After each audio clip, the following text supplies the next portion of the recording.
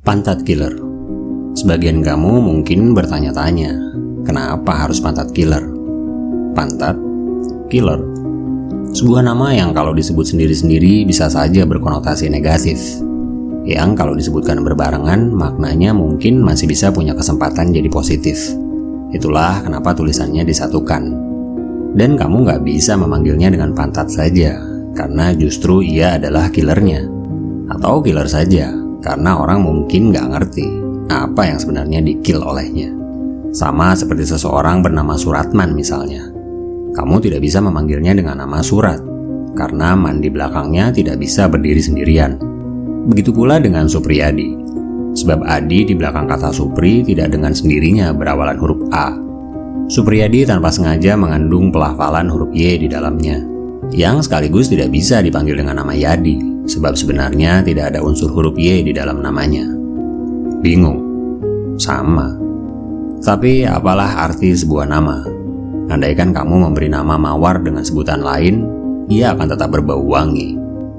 Meski saya nggak begitu setuju sama Shakespeare. Tidak untuk yang satu ini. Apalah nama tanpa sebuah arti? Sebab bahasa adalah soal persetujuan tentang makna sebuah nama.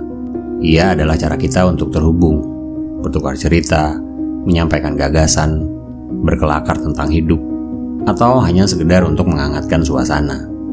Bahasa adalah sebuah misteri dari sekian misteri yang belum terpecahkan. Kamu mungkin akan kesulitan melacak asal-usul bahasa mula-mula. Seperti kamu nggak tahu siapa penemu gabut sebenarnya, atau nongkrong misalnya, atau upil. Bahasa telah tanpa sengaja melibatkan ratusan bahkan mungkin ribuan generasi ke belakang, melewati beberapa katastrofik, tsunami, bencana besar, hingga sampai di kupingmu untuk kemudian digunakan. Sejarah telah kehilangan banyak catatannya untuk memberitahumu yang sebenarnya. Seperti kamu telah lupa kapan pertama kali kamu ingat. Kecuali ya kamu percaya bahwa nenek moyangmu adalah kera. Beberapa teori menyebutkan bahwa asal-usul bahasa manusia berkaitan erat dengan evolusi. Sementara sebagian lainnya berpendapat bahwa bahasa telah ada sejak manusia ada. Dan tidak ada satupun ilmuwan yang tahu persis tentang asal-usul bahasa. Sekolah mungkin mengajarimu soal struktur penggunaan bahasa, tapi tidak dengan kelahirannya. Semenjak kehidupan itu sendiri adalah sebuah ruang belajar, ruang bertumbuh, sang inkubator, bahasa tidak butuh sekolah untuk dilahirkan. Seperti halnya kamu belajar bahasa ibumu tanpa perlu les bahasa. Terlepas dari asal-usulnya, bahasa bertransformasi menjadi etis dalam setiap tempat yang sebenarnya punya perbedaan etika. Anjir yang biasanya kamu ucapkan dengan R yang lebih dari satu, tanpa sadar adalah tuntutan sebuah ruang etis, supaya kamu bisa berdamai dengan sedikit sopan santun tanpa harus merasa kehilangan sebelah dirimu yang lain.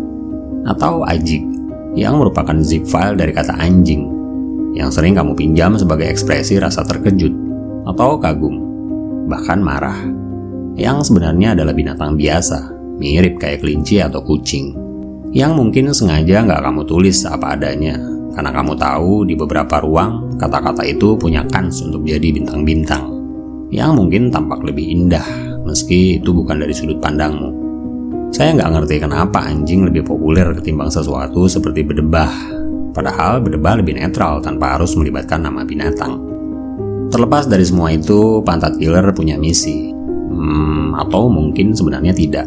Ia ada cuma supaya kamu bisa bermain-main dengannya, menampung ketidaksetujuanmu atas sesuatu, atau sebaliknya, mempertanyakan kembali tentang hidupmu, atau sesederhana teman untuk menemani tidurmu, atau buang air besar.